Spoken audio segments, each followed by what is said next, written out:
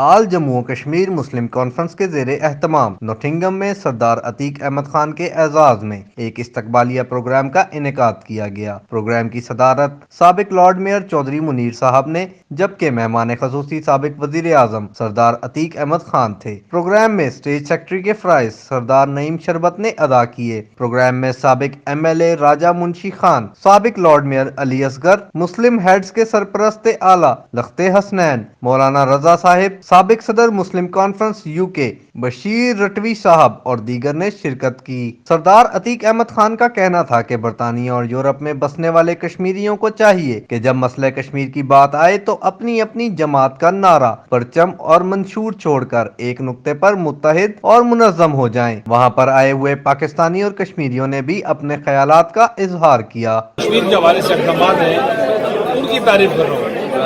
تحریک انصاف کی حمایت بالکل اور بات ہے، پی ٹی آئی کی حمایت اور بات ہے، حکومت کی حمایت اور بات ہے، لیکن جو اچھا کام وہ کر رہے ہیں اور کشمیر کے محاذ پر کر رہے ہیں اور 10 سال سے 1.5 لاکھ کا کر رہے ہیں، وہ اگر اس کو ہم ذکر نہیں کر رہے ہیں تو بڑی بے انصافی کی بات ہے، زیادتی کی بات ہے۔ تمام جماعتیں اس پر متفق ہیں کہ کشمیر کی آزادی کے لیے ہم جنگ لڑیں گے۔ سید عالم محمد، UG نیوز، نوٹنگم۔